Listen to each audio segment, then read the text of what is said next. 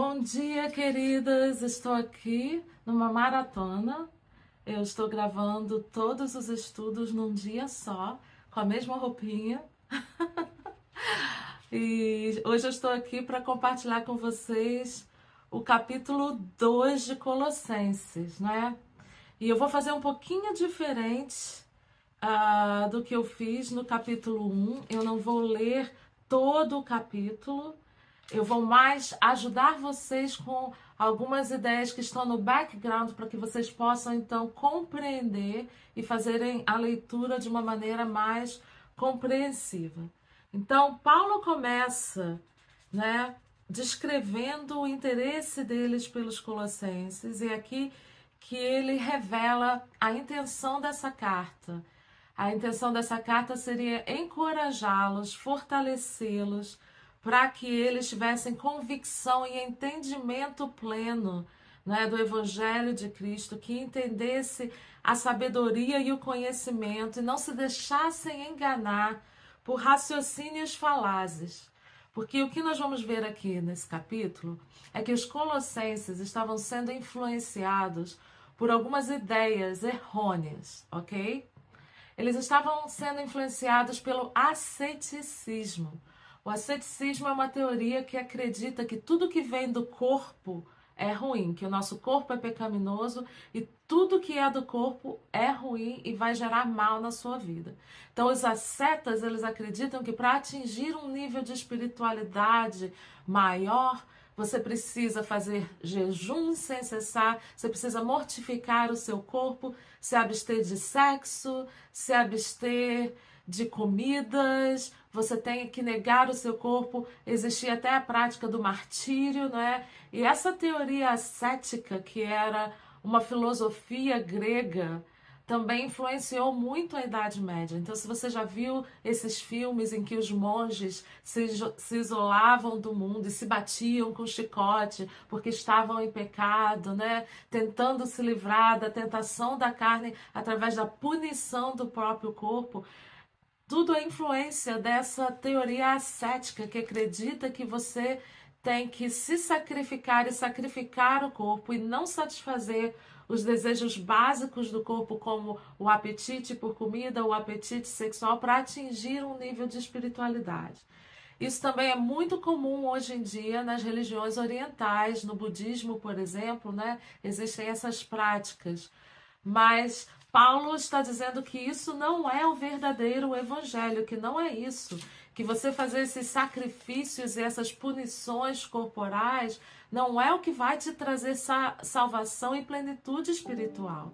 A plenitude espiritual está em Cristo, no conhecimento de Cristo, no poder de Cristo em você.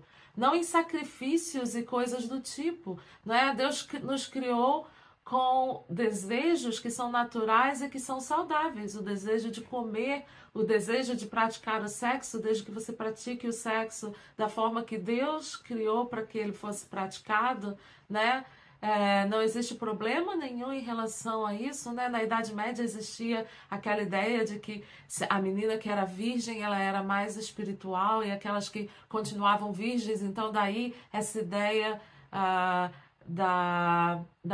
das freiras serem virgens, né? E se dedicarem exclusivamente ao trabalho da igreja, né? Então tudo vem dessa ideia do asceticismo, mas Paulo está dizendo que não é por aí.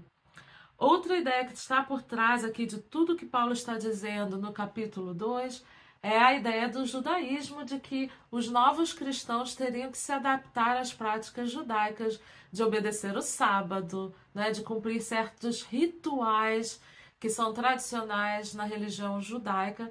E Paulo também está falando contra tudo isso. Então, conforme você lê aí o que Paulo está dizendo, é isso que Paulo está dizendo, é contra isso que Paulo está escrevendo aos Colossenses, tá? Então, quando ele diz aqui, cuidado que ninguém vos venha a enredar com sua filosofia e vãs sutilezas, conforme a tradição dos homens, conforme os rudimentos do mundo, e não segundo Cristo, porquanto nele habita corporalmente toda a plenitude da divindade. também nele estáis aperfeiçoados. Ele é o cabeça de todo principado e potestade. Nele também fostes circuncidados, não por intermédio de mãos, mas no despojamento do corpo da carne, que é a circuncisão em Cristo. Então, o que ele está dizendo? Né? Os judeus, com essa ideia, não, eles têm que praticar tudo que nós praticamos, inclusive a circuncisão. Ele está dizendo que nós somos circuncidados, né? Acho que é isso. Espiritualmente em Cristo, que nós não precisamos dessa marca na carne, porque o nosso pacto com Cristo não é um pacto na carne, mas é um pacto no Espírito, através da plenitude, né? E nós fomos sepultados com ele no batismo, né? O batismo no mundo evangélico tem esse simbolismo, que nós somos sepultados para o pecado e renascemos para uma nova vida em Cristo, né?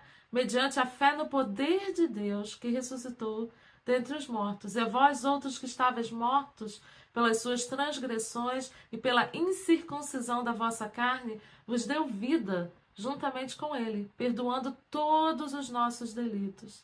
Então, de novo, é a ênfase de que a salvação é pela fé em Cristo, é através de Cristo, e não pelo nosso próprio esforço de nos ater a disciplinas espirituais. É importante orar? É importante orar na medida em que nos conecta a Cristo, que é a fonte da vida abundante. É importante ler a Bíblia? É importante ler a Bíblia na medida em que a Bíblia nos conecta com a verdade de Deus para nós.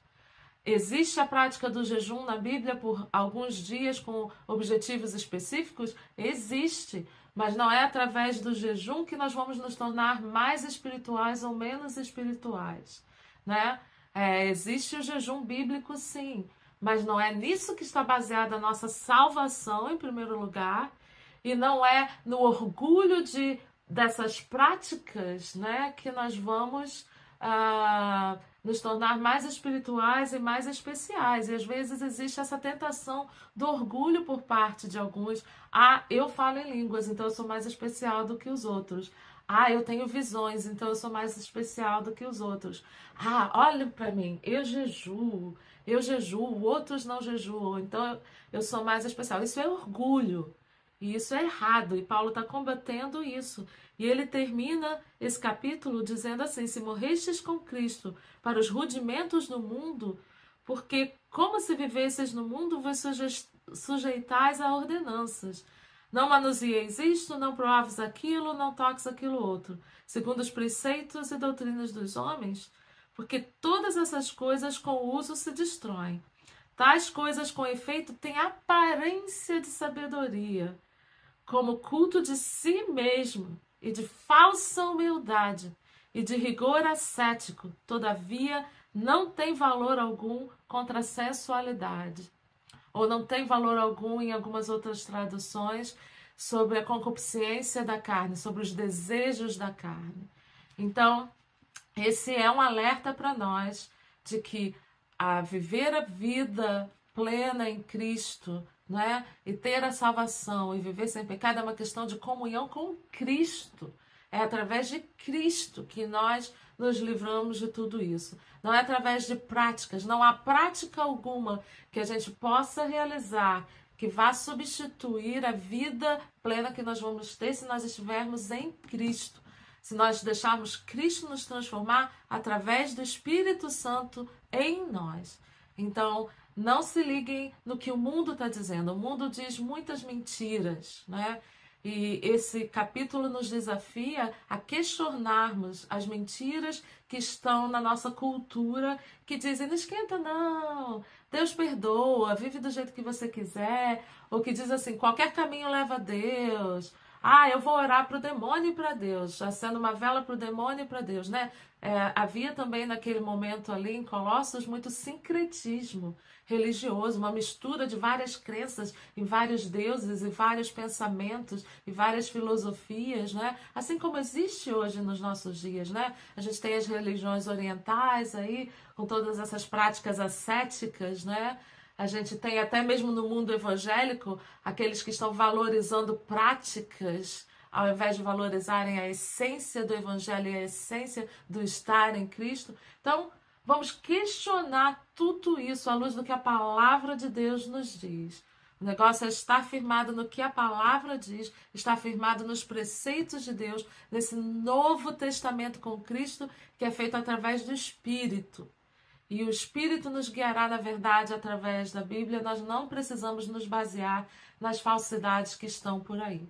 Então, que Deus nos livre de todos os mindsets errados que a nossa cultura tenta nos infringir e que tenta colocar na nossa mente como verdade. Que nós estejamos baseados na verdade de Cristo, porque essa sim salva, essa sim transforma, essa sim traz a vida abundante. Que Deus assim nos ajude. Amém. Um dia abençoado para vocês.